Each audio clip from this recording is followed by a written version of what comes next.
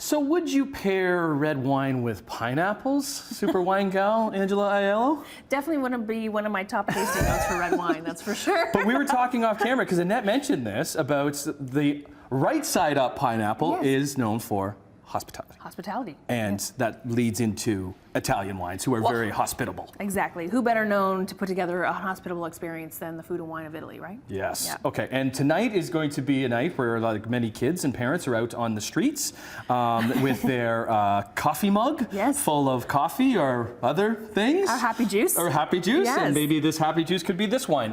So take us through this one. Yes, we're headed to Puglia, which is actually just the heel of the boot of Italy. Puglia. And it's spelled P-U-G-L-I-A, but said Puglia without the G.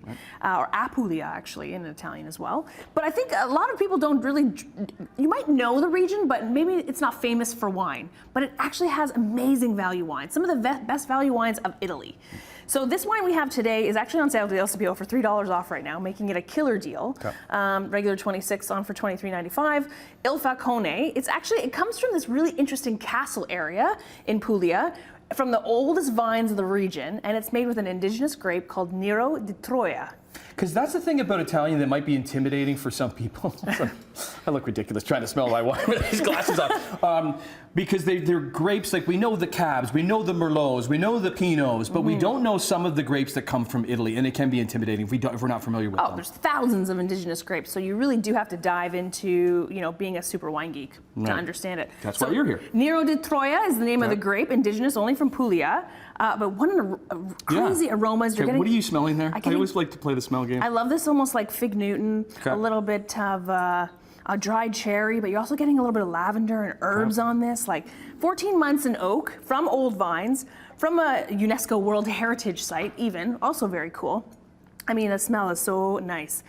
And I brought a little pasta smorgasbord here. Like, is this something that you would could you drink it on its own, or you definitely want to pair with something? I mean, try it. Okay. You're going to enjoy it on its own. Okay. But I love this wine also with some braised meats. You could go into sort of heavier dishes here. But pasta, to me, Italian wine and pasta are iconically paired together. Yeah, like I love. We don't have pizza here too, but that's another one that I love. That I love with red wine. Well, you did create a little bowl for me here, though. I did. Okay, yes. So what is this? Orchietti is the pasta of the region, which is really small pasta done almost. It's supposed to look like pig ears. Okay. So I pulled together a very simple pairing here with basil and tomato and olive oil. Here, let me try and get that. Oh, there we go.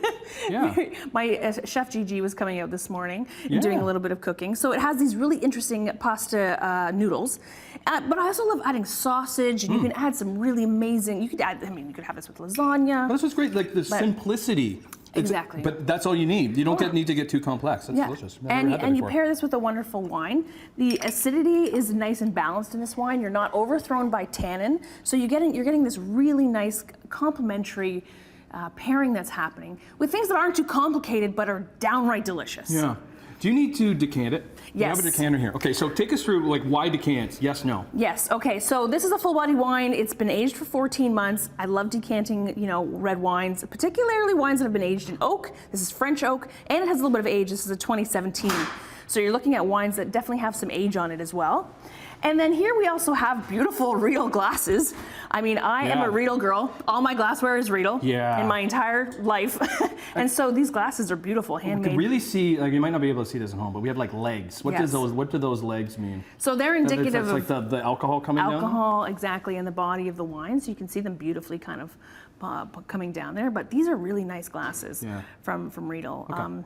If we don't, sorry, quickly, we only have 30 seconds. If we don't have a decanter, what can we do? Well, the fun thing is use a blender, but I would never recommend using a blender for your wine. Please, God, no. You can use a jug if you've got a juice jug. Just to get some more air in there. Or get a bigger glasses, or invest in a decanter. Il Falcone. Is that what we say it? Yes. Cheers. Cheers. Okay, happy Halloween. Happy trick-or-treating, parents. Whatever you're doing, whatever is in your mug tonight, have fun, play safe.